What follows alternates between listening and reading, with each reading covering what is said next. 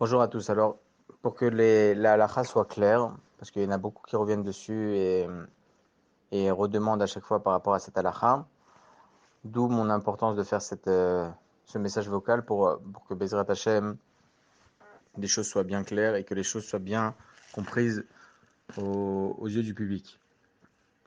Baruch Hashem, nous sommes dans l'année de la Shemitah. L'année de la Shemitah, c'est un dîme qui est rapporté bien évidemment dans la Torah. Aujourd'hui, la Shemitah, elle est d'ordre rabbinique. Parce qu'il y a écrit comme ça, Veshavtem haaretz, etc., Kitavo et la haaretz, lorsqu'on viendra en Israël, lorsqu'on viendra en Eretz d'Israël, il faut que la majorité des Juifs soient en Israël, ou bien même la totalité. Ce que nous ne sommes pas du tout pour le moment. Mais Bezrat Hashem, que le Mashiach Tzidkenu arrive bientôt, et que même la Shemitah redevienne Midoraita. Maintenant, ce qu'il en est, c'est que pendant la Shemitah, nous avons 3 sortes de hashgachot, ou bien même 4 sortes de hashgachot dans les grands supermarchés. Nous avons Otsar Bedin, qui est en réalité les fruits d'Israël qui sont vendus et sont commercialisés dans dans le commerce. Ces fruits-là, bien évidemment, on n'a pas le droit de commercialiser et de profiter financièrement. En réalité, l'agriculteur ne reçoit pratiquement rien comme argent, si ce n'est même rien. C'est juste le travail qui est fait autour pour l'importation, etc.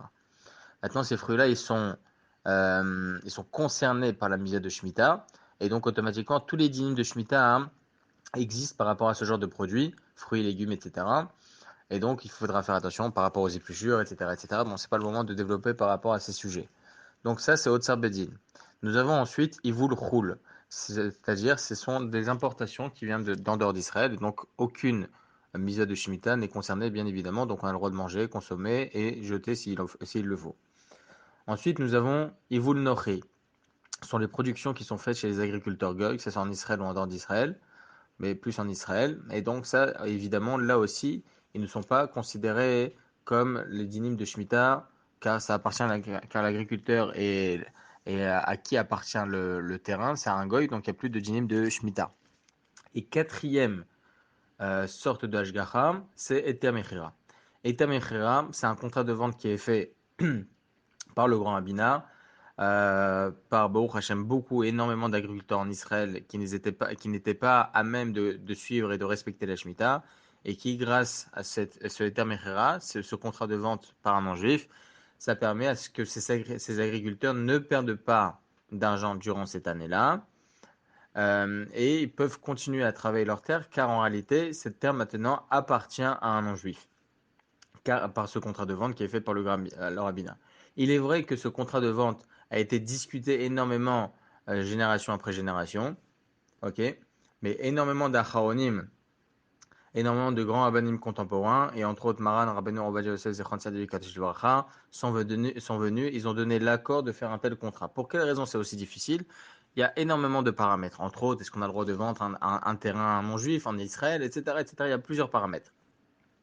Ce qu'il en est, c'est qu'en en fin de compte, ils nous ont autorisé de faire un tel contrat, du moins le rabbinat maintenant autorise, depuis plusieurs années évidemment, plusieurs dizaines d'années, autorise de faire un tel contrat de Eter Mechera afin que le plus d'agriculteurs possible, Baruch Hashem, puissent respecter la Shemitah et que les fruits ne soient pas filtrés, puissent être filtrés et qu'on puisse, Baruch Hashem, faire face à ce genre de commercialisation et que par extension, même les personnes qui ne respectent pas spécialement la Shemitah, des personnes lambda, des personnes, voilà, des personnes qui travaillent et qui ne sont pas dans l'agriculture, puissent acheter eux aussi, qui ne respectent pas spécialement la Torah aussi, puissent eux aussi acheter des produits auxquels la Shemitah n'est pas concernée et puissent, Baruch Hashem, respecter eux aussi par extension la Shemitah.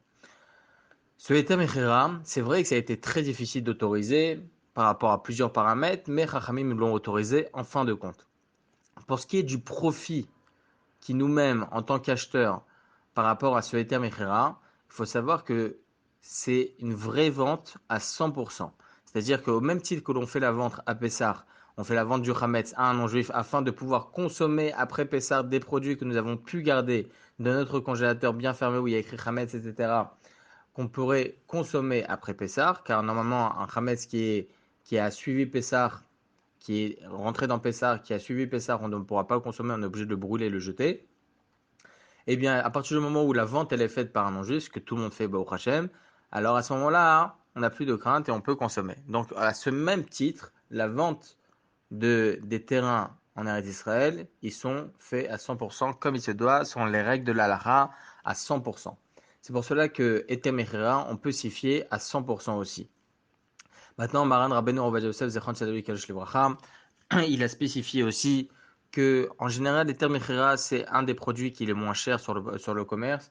Alors, pour quelle raison vouloir perdre de l'argent, même si c'est un demi-shekel en plus, les autres Hashgachot, pourquoi vouloir prendre plus cher?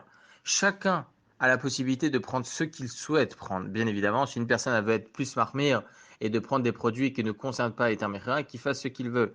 Mais pour ce qui est d'enseignement, lorsque l'on enseigne la halakha et que l'on va maintenant dire qu'en est-il au niveau halachique Eter Mechira, il faut savoir que c'est une vente qui est faite en bonne et due forme selon les règles de la halakha, comme il se doit, à 100%, il n'y a aucun doute sur le sujet. C'est pour cela que tout à chacun de pouvoir acheter des produits de Eter Mechira sans aucun problème, surtout lorsqu'une personne n'habite pas dans un endroit où les autres ashgaroth sont aussi autant commercialisés que par exemple dans les quartiers de Jérusalem. Vous avez certains endroits où c'est assez difficile de pouvoir trouver d'autres productions que Eter Mechira. Alors là, bien évidemment, encore une fois, mis à part ce que je viens de dire au préalable, bien évidemment, les produits de Eter Mechira sont à 100% cachers sans aucun problème. Si maintenant vous voyez que les prix de Eter Mechira rivalisent avec les prix de Tsar Bedin ou de Ivul Nochi ou de Ivul Khul rivalisent avec celles de Eter Mechira, si une personne elle veut être plus mahmir, qu'elle soit plus mahmir. Mais encore une fois, ces ashgachot sont en bonne et due forme selon la halakha, selon Maran Rabbeinu Ovadia Yosef, Zechron Tzaddik Kadosh Livracha. Besorot Tovot.